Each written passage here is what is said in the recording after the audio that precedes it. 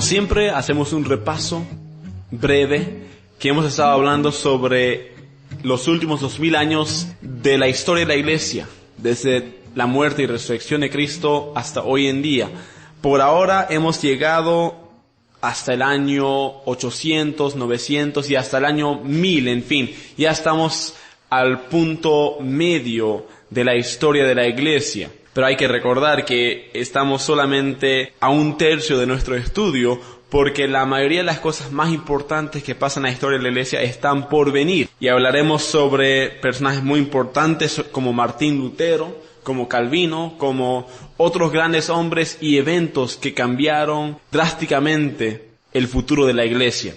Pero antes de adelantarnos mucho, acordémonos que Cristo hizo la promesa en Mateo que Él construiría su iglesia y que hasta las puertas del infierno no podrían en contra de la iglesia y no podrían parar su avance. Cristo ha protegido su iglesia y vimos las grandes persecuciones bajo los emperadores al comienzo. Luego vimos dificultades también con falsas doctrinas como arrianismo, como pelagianismo, que defendieron hombres como Anastasio y Agustín. En fin, también vimos otro ataque, no intelectual, pero físico, de los invasores musulmanes liderados por el Corán que había escrito Mahoma. Vimos también la batalla de Tours en el tramo anterior, que hablamos sobre la defensa de Europa en contra de los musulmanes. Y ahí Carlos Martillo defiende en contra de los invasores musulmanes.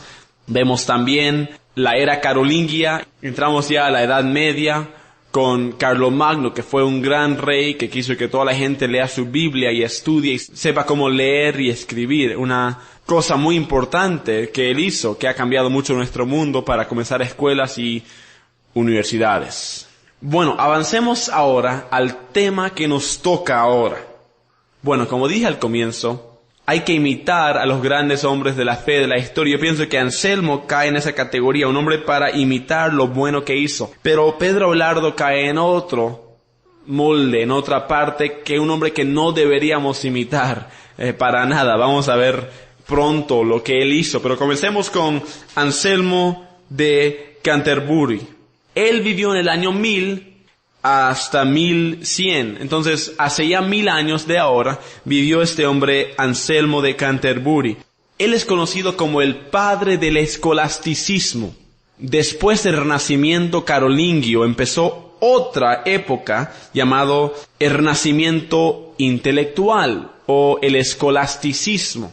Lo que pasó es que por ya casi 600 años, desde los tiempos de Agustín de Hipona, no había habido un gran teólogo para defender la fe ortodoxa. Había muchos malos teólogos como Pascasio Radberto, como también el Papa Gregorio Magno, hombres que no entendían bien su Biblia y estaban metiendo tradiciones que no merecían entrar. Pero había otro hombre llamado Anselmo que comenzó el movimiento escolástico. Quería volver a la Biblia, volver a estudiar otra vez qué decía la Biblia en su contexto.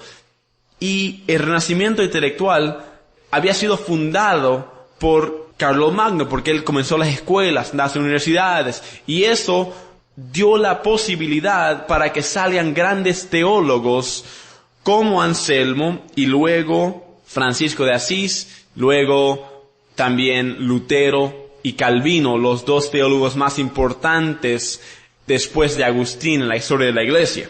Y bien, hablemos sobre lo que enseñaba Anselmo. No les voy a contar sobre su vida porque no había mucho de importancia. Él nació y murió, un hombre que vivió fiel a Dios y vivió en Canterbury, Inglaterra, como el obispo de esa ciudad y también siendo el arzobispo, el obispo sobre todo el país de Inglaterra en su tiempo. Este hombre, Anselmo, era un intelectual muy original y rompió los estereotipos. Muchos teólogos de ese tiempo, de ese entonces, estaban nada más peleando consigo mismos, con otros hombres sobre temas secundarios. Anselmo comenzó a preguntar otras preguntas más fuertes y comenzó a encontrar respuestas muy interesantes. Entonces él fue creativo, pero también fue muy bíblico. Y era un hombre muy distinto a otros, por eso él rompió estereotipos.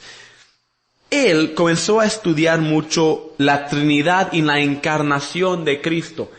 Él pensaba poder entender estas doctrinas racionalmente en su totalidad.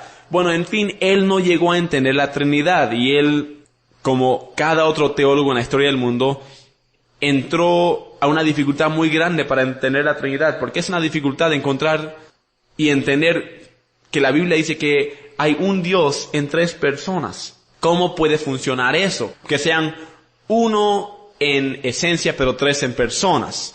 Una dificultad grande para explicar, pero este hombre Anselmo nos enseñó mucho sobre la Trinidad en su estudio de la Biblia.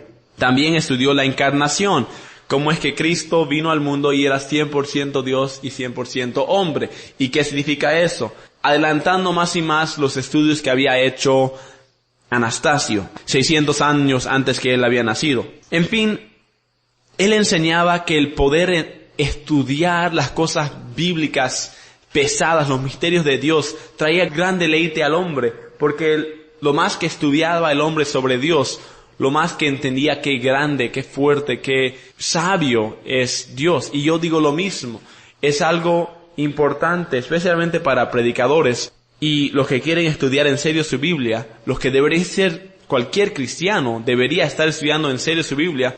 Lo que debemos hacer es tomar en serio las enseñanzas bíblicas y pensar profundamente y dejar que las ideas llenen nuestras mentes y nos hagan pensar y pensar y pensar. Porque la mente de Dios es infinita y el propósito por la cual Dios dio al hombre un cerebro es en parte para que podamos entenderle a Dios, por lo menos en formas mínimas y, aunque sean finitas, podamos llegar más y más a entender la gloria, el poder, la majestad, el amor, la misericordia y la santidad de Dios y muchas otras cosas. Pero también hay que tener cuidado. Un error grave en esta época del escolasticismo y hasta hoy en día es querer poner a Dios en una cajita. Decir, Dios es estas 20 cosas. O decir, Dios tiene 20 atributos y no tiene 21 ni 19, solamente tiene 20. Y decir, esto explica totalmente a Dios. Y decir también, la vida cristiana es esto y esto y esto y esto. Y la Biblia enseña esto y esto y esto y esto. Catalogando la Biblia y catalogando a Dios. ¿Pero acaso Dios cabe en nuestras cajas? ¿Acaso nuestro intelecto puede completamente, racionalmente entender a Dios? No, es imposible. Entonces, eso es una falacia, un error que cometieron Anselmo y muchos otros al tratar de definir a Dios con pocas palabras, por decir, ¿no? Aunque escribas libros enormes, yo he visto cuántos libros sobre la Trinidad, pero solo llegan a la superficie de lo que es la Trinidad. El amor entre el Padre, el Hijo y el Espíritu Santo es algo increíble, eterno, es un misterio muy grande, pero algo muy bello también. Deberíamos estudiarlo, pero no nos hagamos los farsantes para decir yo entiendo ya, o yo ya he llegado al punto que entiendo la Biblia. Eso es ser farsante y en fin, muy estúpido. Bueno, quiero también hablar sobre un libro que él escribió. Lo que más me interesa sobre este hombre, Anselmo de Canterbury, aunque él defendió mucho en contra de los musulmanes, nos dio muchos argumentos para Dios, muchas cosas muy buenas, lo que más me interesa a mí y le interesa a cualquier cristiano que estudia a Anselmo, es un libro que él escribió llamado, en forma de pregunta, Cur Deus Homo. Cur Deus Homo es latín. Ahora todos los escritores habían comenzado a escribir en latín y habían dejado el griego atrás. Y este libro, llamado Cur Deus Homo, significa ¿por qué se hizo Dios un hombre? ¿O por qué es necesario que Dios sea hombre? El libro trataba con el tema de la encarnación y más allá de eso también trataba sobre qué hizo Cristo en la cruz. Antes que vino Anselmo, la mayoría de las personas y los teólogos habían enseñado que cuando Cristo murió en la cruz, había pagado nuestros pecados y decían que pagó los pecados, pero ¿a quién le dio el dinero, por decir? Cuando tú vas a comprar una papa en el mercado, tú tienes que darle el dinero al que te vende la papa. Ahora, la pregunta para los padres de la iglesia era, ¿a quién le pagó Cristo? Y ellos, usando ideas racionales y no bíblicas, dijeron que el pago era Satanás, que los pecados que Cristo pagó, con su sangre Él lo pagó a Satanás, y el pago de su muerte fue a Satanás. En fin, Anselmo dijo, yo no creo que eso es correcto. Y como dije antes, él había sido muy creativo y había estudiado muy bien su Biblia para ver qué decía la Biblia, no qué decía los antepasados cristianos. Eso es muy importante para cualquier cristiano. Muchas cosas se enseñan en nuestras iglesias que son solamente teorías o son solamente ideas pasadas de un comentarista a otro comentarista, un predicador a otro predicador. Pero el ser humano tiene su propio cerebro para estudiar para sí mismo las verdades bíblicas. Y Anselmo, él dijo, yo no pienso que este razonamiento es bíblico, yo no pienso que el pago fue a Satanás. Él lo explicó de esta manera en su libro, que Cristo vino siendo 100% hombre y 100% Dios y se hizo un hombre no para pagarle a Satanás, pero para vindicar el honor de Dios. Ahora hablemos un poquito de esto. Su idea se conoce como la expiación sustitutiva penal. En otras palabras, que Él vino como nuestra expiación. Él tomó nuestros pecados. Él murió por nuestros pecados. En primer lugar, la palabra expiación. En segundo lugar, que Cristo fue nuestro sustituto en la cruz, que yo merecía morir en el lugar de Cristo, que la paga del pecado es la muerte. Y dijo también que es penal, que el enojado no era Satanás, el que merecía este pago no era Satanás, pero sino era Dios mismo, que la honra de Dios había sido rota o ido en contra cuando Eva y Adán pecaron en el Edén. Habían roto la confianza con Dios y habían pecado deshonrándole a Dios y haciendo lo que no debería hacer un hombre. En fin, de esta palabra penal también tenemos a Dios como un juez, alguien que da la pena por tu culpa. En otras palabras, delante de un juez, Él te castiga tu crimen. Con Dios, la idea de Anselmo era muy nueva, diciendo que no, Satanás no tenía nada que ver con la cruz, que Cristo mismo murió porque Dios estaba ofendido y su honor estaba traicionada. Ahora, la idea de Anselmo no es completa. Hoy en día creemos, la mayor parte de los teólogos no concuerdan totalmente con Anselmo, no dicen que era por la honra de Dios que tenía que ser que Cristo muera por nuestros pecados. Nosotros nada más decíamos que Cristo vino como expiación sustitutiva, que Cristo vino y murió en la cruz como nuestro sustituto, pero no para pagarle a Satanás ni para traerle y retornarle el honor a Dios, sino porque Dios estaba enojado con el hombre, que el pecado trajo la furia de Dios, como Noé en el arca. La furia de Dios bajó como el agua del diluvio del cielo y subió de la tierra para matar a todo hombre por sus pecados. Cristo murió por nuestros pecados porque Dios estaba enojado con el hombre y Cristo tenía que apaciguar el enojo de Dios. ¿Cómo se entiende esto en la Biblia? La palabra es propiciación. Si vas a 1 Juan 4:10, dice que en esto está el amor de Dios, que Él mandó a su Hijo, quien murió por nuestros pecados, como nuestra propiciación. La palabra propiciación significa el que lleva sobre sí la ira de Dios. Por ejemplo, hay también propiciación humana. Si yo fuera y mataría a un conocido, a un pariente tuyo, quizás tú que me escuchas, yo haría una cosa tan horrible, tú quisieras propiciación, tú tendrías ira y estarías enojado conmigo. Aunque fueras el mejor cristiano, todavía tendrías un enojo. ¿Cómo podría alguien matar a mi hermano, o a mi primo, o a mi madre? Y dirías, yo quiero propiciación, yo estoy enojado. Entonces, para apaciguar tu ira, yo tendría que ir a la cárcel de por vida para pagar mi crimen. De la misma forma, Cristo vio nuestra necesidad porque nosotros habíamos atacado a Dios, como le habíamos deshonrado. Una parte es la deshonra, pero también habíamos desobedecido y nos habíamos rebelado. Y todo lo que estamos haciendo en este mundo trae ira a Dios.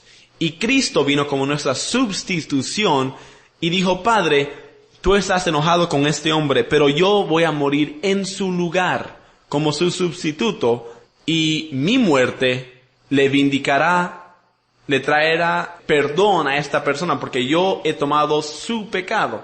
Entonces lo que Cristo hizo en la cruz era ser nuestro sustituto y tomar el enojo y la ira de Dios sobre sí. También había una parte que sí, Dios estaba deshonrado. También hay una parte que Cristo vino a ser nuestro ejemplo en la cruz. También hay otra parte que Cristo vino y nos trajo vida eterna. También hay otra parte que Cristo vino y en la cruz nos quitó la culpa del pecado y nos pone cerca de Dios, nos lleva a Dios para que podamos entrar al trono de la gracia sin nada que nos pare. Hay muchas partes que hizo Cristo en la cruz.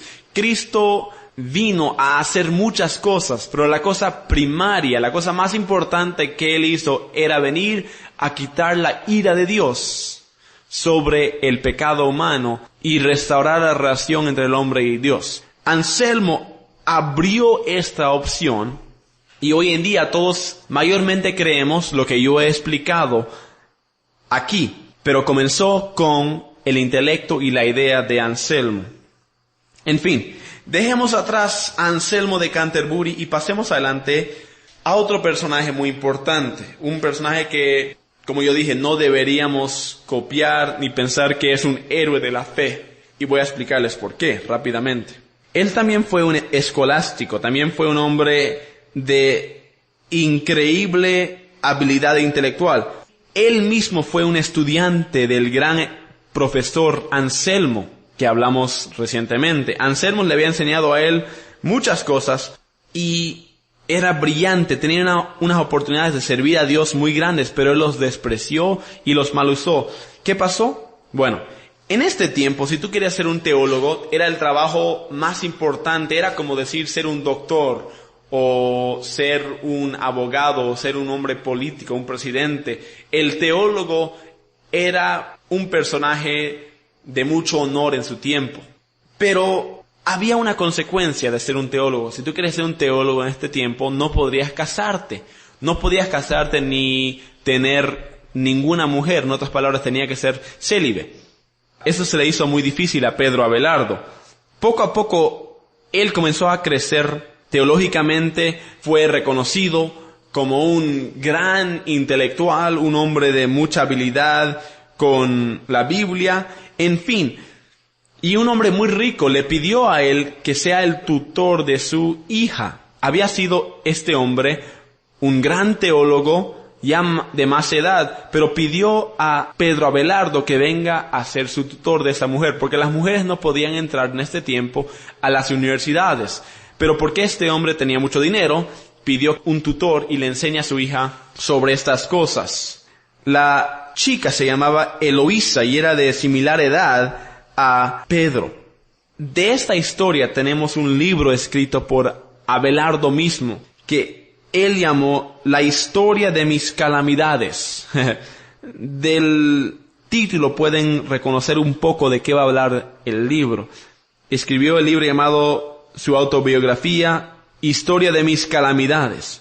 Él estaba viviendo en París cuando comenzó a enseñar a Eloísa sobre la teología y siendo su tutor. Él tenía que ser célibe, pero cuando comenzó a ser el tutor de esta mujer, Eloísa, ellos se enamoraron. Y mientras pasaban varias horas por día juntos en una librería del padre, totalmente aislados, por decirlo vulgarmente, comenzaron a meter la pata. Y durmieron juntos, se habían enamorado.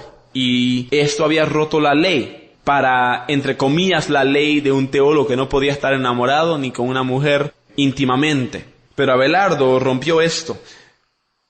A poco tiempo, la hija de este gran teólogo, Eloísa, tuvo un hijo por parte de Pedro. Y el padre no era tonto.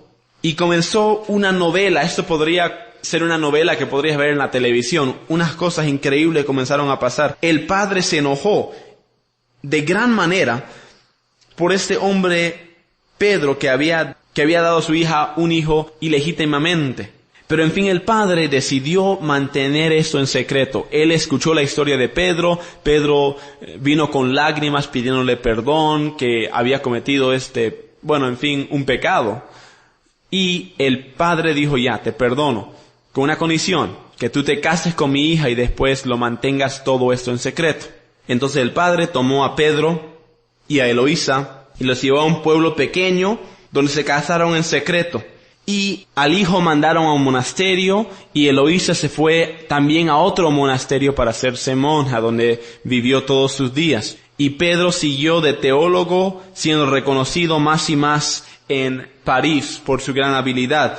Le dolió mucho a Pedro porque él tenía mucho amor por esta mujer Eloísa. Y en fin, era una pena porque yo pienso si este hombre podría haberse casado, quizás hubiera sido mucho más útil. Dice Pablo que si un hombre no puede aguantarse o tiene el fuego de la lujuria, debería casarse. El don de ser célibe no es dado a muchos. Ahora, es dado a algunos. En Sudamérica decimos que todo hombre debería casarse y toda mujer debería casarse. Eso no es bíblico tampoco. Hay hombres que deberían y podrían ser célibes para dar más gloria a Dios. Pero a muchos no se les es dado este don. Y a Pedro Abelardo no se le fue dado. Y él tuvo mucho amor por esta mujer y siempre escribía cartas con ella. Pero al hacerse más y más famoso, su padre tenía un rencor en sí. Y comenzó a crecer este rencor y este enojo por Pedro. Y creció más y más cuando crecía la popularidad de este hombre Pedro. Una noche, no a mucho tiempo después de que Eloísa había sido mandada a un monasterio y todo estaba en secreto, el padre entró al cuarto de Abelardo cuando estaba durmiendo Pedro Abelardo. Ahí hizo algo, en fin, horrible. Castró a Pedro. Le castró y se fue. Y Pedro vivió toda su vida, con esta pena, con ese sufrimiento, con esta deshonra. Y más la gente comenzó a darse cuenta de lo que había pasado y el padre comenzó a pasar más y más rumores y la fama de Abelardo rápidamente se tornó en desprecio por los que vivían en París y en todo el mundo cristiano en ese entonces. En fin, como dije, su historia de su vida es una novela, algo muy penoso, y la razón por la cual yo les cuento esta historia es porque los que hacen lo bueno nos enseñan cómo vivir mejor y los que hacen lo malo también enseñan qué no hacer. Hoy en día vemos que hay muchos estragos en la Iglesia Católica con homosexualismo y abuso de niños. Está por toda la televisión, está en los periódicos, están en corte, muchos líos. La razón es ¿por qué? Porque hay hombres y mujeres que me parece a mí que honestamente muchos quieren seguir a Dios. No se hacen monjes para hacerse homosexuales o abusar a niños. No quisieran hacer eso. Pero ¿qué pasa? Al estar solitario, al estar sin familia, como Dios creó al hombre para tener familia, no pueden aguantar la tentación, no pueden aguantar la soledad. Y Dios ha creado el sexo para llenar ese vacío en el hombre y en la mujer. Ahora no totalmente, y no es para todos. Como dije, algunos pueden ser solteros. Dios les ha dado el don, pero no es para todos. Entonces, este hombre Pedro, como muchos otros teólogos de su tiempo, fueron a la fuerza, tenían que ser célibes. También en los tiempos de Martín Lutero, este era un problema hasta más grande. El Papa durante el tiempo de Lutero tenía muchas esposas, todas en secreto. Tenía, es dicho, unas 7 esposas y más de 30 hijos por medio de estas esposas. Entonces, Lutero dijo, ¿cómo puede ser? Esto es horrible y en fin. ¿Pero por qué? Porque había crecido esta idea que si tú querías ser un teólogo grande tenías que ser célibe. O querías ser un obispo. O si querías ser un papa. O si querías ser un monje tenías que ser célibe. Eso no es bíblico. Eso no es bíblico. En fin, la Biblia enseña que si tú quieres ser un anciano de una iglesia, es mucho más preferible que seas casado con una mujer. Dice Pablo que el mejor anciano o líder de una iglesia es alguien que puede liderar su propia casa. Si tú sabes liderar tu casa, entonces puedes aprender a liderar toda una iglesia y cuidarles como su pastor.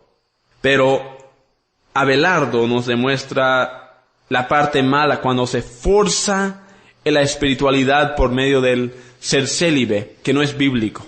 Y Abelardo no tuvo el don, y me da mucha pena muchos monjes y monjas de hoy en día que a la fuerza, queriendo ser santos, queriendo honrar a Dios, se han quitado el privilegio y la bendición de poder estar casados, cuando muchos de ellos deberían estar casados. Ahora, algunos podrían ser, sí, Dios os ayude. Y en fin, hay muchos cristianos que han hecho grandes cosas, comenzando con Pablo, Jesús mismo, y muchos otros, Agustín también, que hicieron grandes cosas siendo célibes, pero no es para todos, hermanos.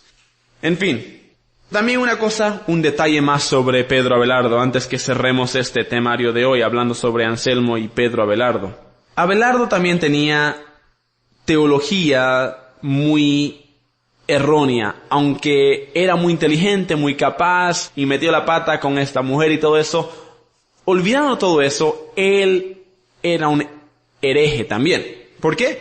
Él enseñaba dos cosas incorrectas. Sobre la Trinidad, él enseñaba que no había tres personas en Dios, pero solamente había un Dios que se ponía diferentes gorras. En otras palabras, cuando Dios vino al mundo, se llamaba Cristo, pero era solamente el Dios Padre, y se ponía la gorra del Hijo, y después ponía la gorra del Espíritu Santo para la oración, y se ponía la gorra del Padre cuando está en el cielo, pero solamente hay un Dios en una persona. Eso claramente es herejía, que se llama modalismo, una herejía muy antigua que comenzó antes del tiempo de Agustín. Pero después también él tenía otra idea errónea. Él enseñaba en la soteriología, que significa la doctrina sobre qué hizo Cristo en la cruz y cómo nos salva. Él dijo que Cristo no vino a ser nuestro sustituto o para pagar nuestros pecados, que Cristo solamente vino a ser una influencia moral. Eso llamaba él su idea de por qué vino Cristo, la influencia moral, que Cristo vino a ser nuestro ejemplo y nuestro ánimo, que veamos a Cristo y nos ayude a vivir una mejor vida. Nos ayuda a vivir una forma que agrade a Dios, pero que el hombre no necesita ser perdonado de los pecados. En fin, esto es una idea muy liberal y una idea que hoy en día, que la Iglesia Católica hoy en día también usa, diciendo que Cristo solamente vino a ser nuestro ejemplo y solamente pagó por parte de nuestros pecados, que el hombre tiene que hacer de su parte y Cristo de su parte. En fin, diciendo que la obra de Cristo era insuficiente. Pero ¿cuándo en la historia del mundo ha hecho Dios algo que era insuficiente o a medias? Eso hacen los hombres. Dios hace todo perfecto. Cuando Dios dijo que pagó por los pecados del mundo, hay que creerle. Cristo pagó por los pecados del mundo estando en la cruz. Y todo el que cree, pone su fe en Él, es perdonado de todo pecado pasado, presente y futuro. No importando cómo vive, es perdonado. Y entonces entra el Espíritu Santo y la forma de avanzar como un buen cristiano y honrar a Dios en parte se basa en el ejemplo de Cristo. Pero no es que Cristo solamente vino a ser ejemplo, Cristo vino a pagar nuestros pecados y a ser nuestro ejemplo.